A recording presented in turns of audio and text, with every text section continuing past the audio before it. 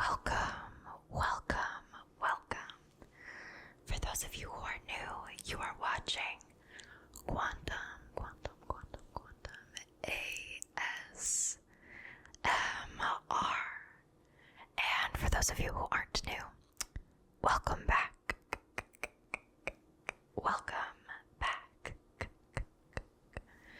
So for today's video, today, since this is going to be the last video in October, I'm going to do my traditional reading of The Raven. I know I missed it last year, but this year I'm gonna do it. And so yeah, let's just get started. And happy Halloween. The Raven by Edgar Allan Poe. Once upon a midnight dreary, while I pondered weak and weary over many a quaint and curious volume of forgotten lore, while I nodded, nearly napping, suddenly there came a tapping, as if someone gently rapping at my chamber door. 'Tis some visitor, I muttered, tapping at my chamber door. Only this and nothing more.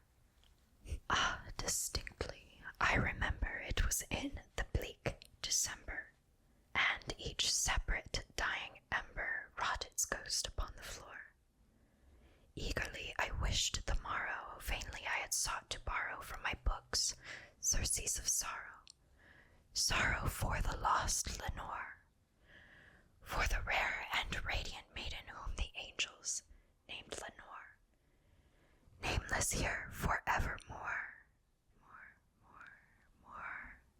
And the silken, sad, uncertain rustling of each purple curtain thrilled me, filled me with fantastic terrors never felt before, so that now, to still the beating of my heart, I stood repeating, 'tis some visitor entreating entrance at my chamber door. Some late visitor entreating entrance at my chamber door. This is it, and nothing more. Presently my soul grew stronger, hesitating then no longer. Sir, said I, or madam, truly your forgiveness I implore, but the fact was I was napping, and so gently you came tapping, and so faintly you came tapping at my chamber door, that I scarce was sure I heard you. Here I opened wide the door. Darkness there, and nothing more. Deep into that darkness peering, long I stood there wondering, fearing, doubting, dreaming dreams no mortal ever dared to dream before.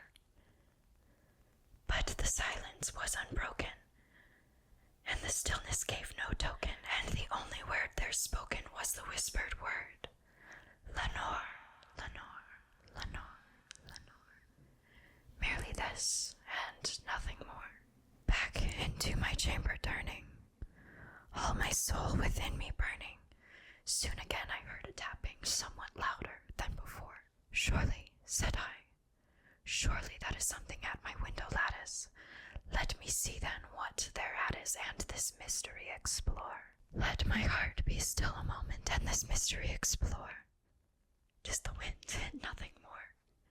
Open here I flung the shutter, when, with many a flirt and flutter, there stepped in a stately raven of the saintly days of yore. Not the least obeisance made he, not a minute stopped or stayed he, but, with mien of lord or lady, perched above my chamber door, perched above the bust of Pallas just above my chamber door, perched and sat, and nothing more. Then this ebony bird beguiling my sad fancy into smiling, by the grave and stern decorum of the countenance it wore. Though thy crest be shorn and shaven, thou, I said, art sure no craven, ghastly, grim and ancient raven, wandering from the nightly shore. Tell me, what thy lordly name is on the night's Plutonian shore. Quoth the raven, nevermore. Much I marvelled this ungainly fowl to hear discourse so plainly, though its answer little meaning, little relevancy bore, for we cannot help agreeing that no living human being ever yet was blessed with seeing bird above his chamber door, bird or beast upon the sculptured bust above his chamber door, with such a name as Nevermore. But the raven, sitting lonely on the placid bust, spoke only that one word, as if his soul in that one word he did outpour. Nothing further than he uttered, not a feather then he fluttered, till I scarcely more than muttered, other friends have flown before. On the morrow he will leave me, as my hopes have flown before. Then the bird said, nevermore, nevermore, nevermore.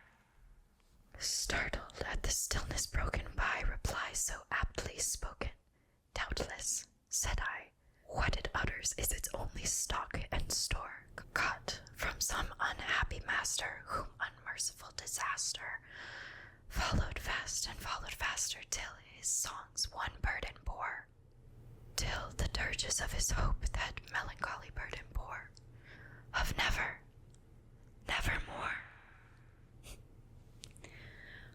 But the raven still beguiling my sad fancy into smiling, straight I wheeled a cushioned seat in front the bird and bust and door.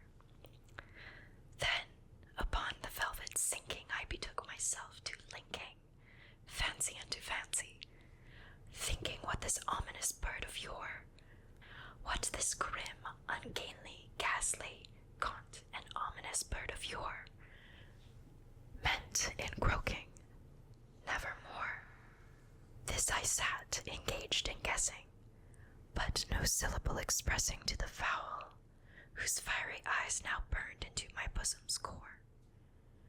This and more I sat divining with my head at ease, reclining on the cushion's velvet lining that the lamplight gloated o'er, but whose velvet violent lining with the lamplight gloating o'er she shall press, nevermore. Then methought the air grew denser, perfumed with an unseen censer swung by seraphim, whose footfalls tinkled on the tufted floor.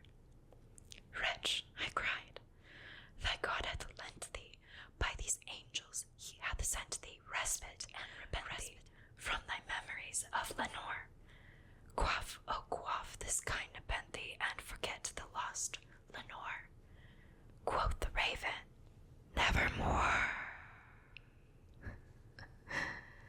Prophet, said I, thing of evil, prophet still if bird or devil, whether tempter sent or whether tempest tossed thee here ashore.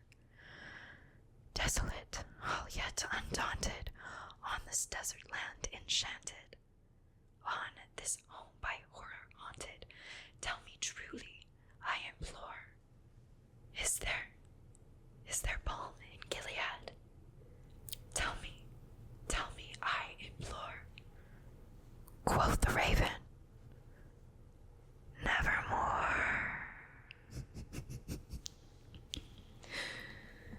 Prophet, said I, thing of evil, prophet still if bird or devil, by that heaven that bends above us, by the God we both adore. Tell this soul with sorrow laden if, within the distant Aden, it shall clasp a sainted maiden, whom the angels name Lenore. Clasp a rare and radiant maiden, whom the angels named Lenore. Quoth the raven, nevermore. Be that word our sign imparting. Bird or fiend, I shrieked upstarting, get thee back into the tempest and the night's Plutonian shore. Leave no black plume as a token of that lie thy soul hath broken. Leave my loneliness unbroken, quit the bust above my door. Take thy beak from out my heart, and take thy form from off my door. Quoth the raven, nevermore. And the raven, never flitting, still is sitting on the pallid bust of Pallas, just above my chamber door. And his eyes have all the seeming of a demon's that is dreaming, and the lamplight o'er him streaming throws his shadow on the floor. And my soul from out that shadow that lies floating on the floor shall be lifted nevermore.